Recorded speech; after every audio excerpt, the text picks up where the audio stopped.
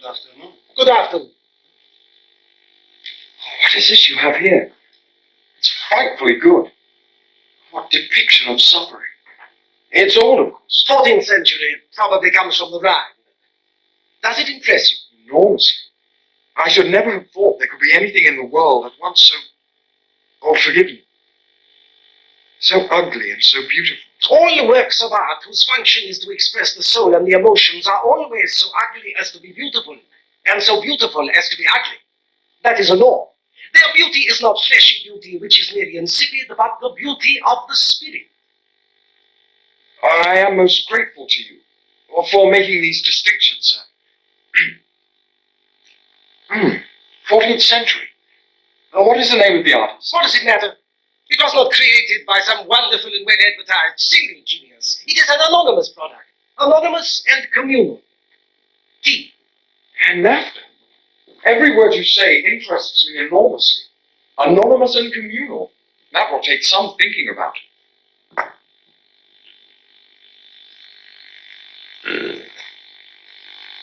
In part, the opposition between Settembrini and Naphta reflects Mann's own relationship with his brother Heinrich. Mann often said that the differences between them were in essence the conflict at the center of the European soul. Heinrich too was a successful writer, but unlike his brother, he was also a precociously modern thinker, who Mann believed denied the essential inner spirit of his culture. Professor Naphta is a creative transposition of Mann's own trysts with German romanticism and darkness, while Heinrich's views are caricatured in the figure of Settembrini. The degradation of humanity is precisely synchronous with the growth of the bourgeois spirit. Renaissance, Age of Enlightenment, the natural sciences and economics of the 19th century have left nothing undone or untaught which could forward this degradation.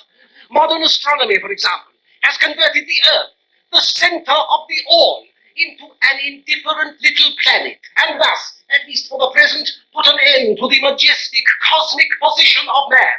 So the present, certainly for a few hundred years, that is, science will see itself philosophically enforced to put the Earth back in the position of supremacy in which she was installed by the dogma of the Church. What?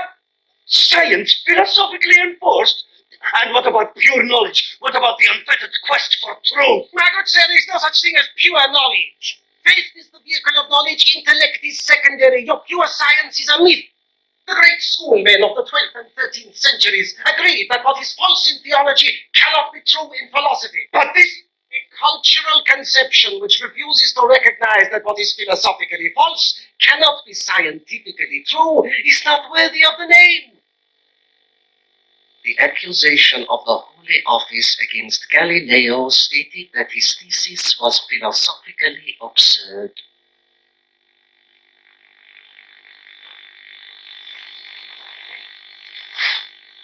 A more crushing arraignment could not well be.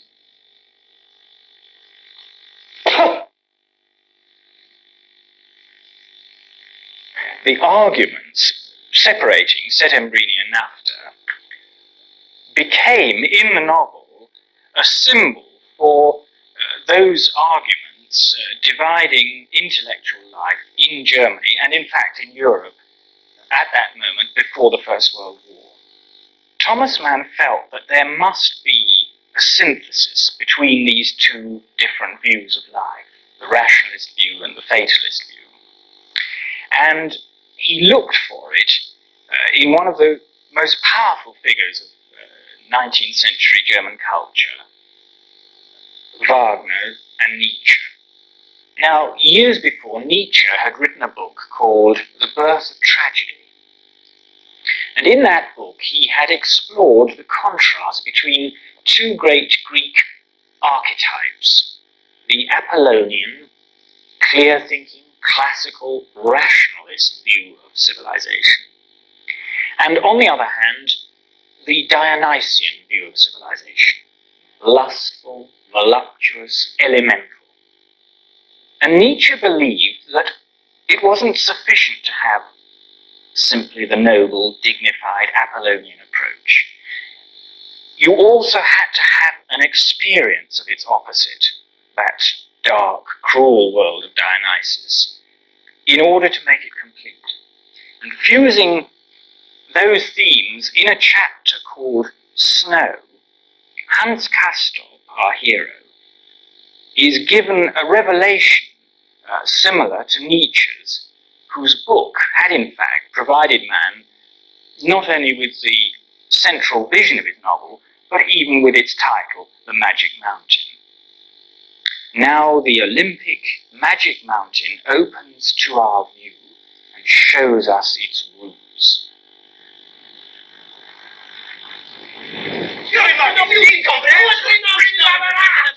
Being silly. Either the experience of death is the last experience of life, or else it must be a buccolo, pure and simple. It is very human indeed. To be man. Hans Castorp is granted his Nietzschean vision of man's essential state when, tired of the futile combat between Settembrini and Naphta, he sets out alone into the snows.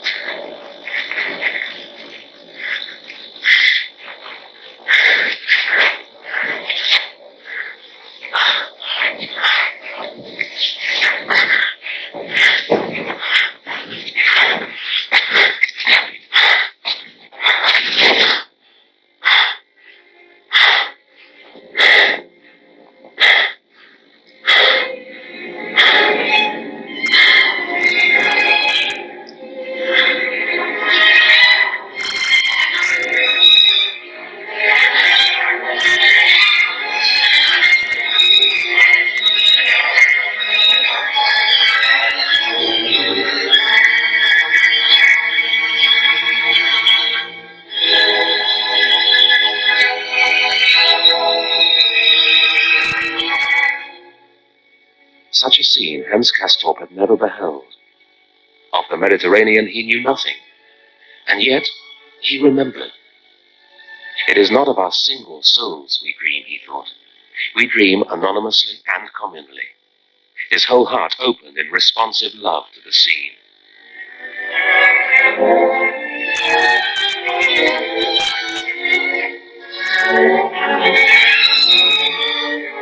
But then, passing into a temple, the poor soul's knees all but gave way at the sight within.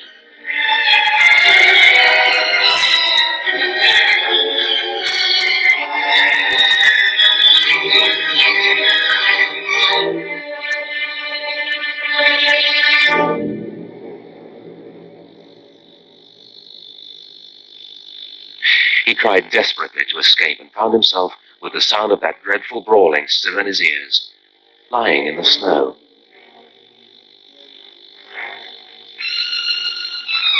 It was no true awakening. I have made a dream poem of humanity, he thought. I have dreamed of man's courteous and enlightened social state, behind which, in the temple, a horrible blood sacrifice was consummated. From love alone can form come, but always in silent recognition of that horror.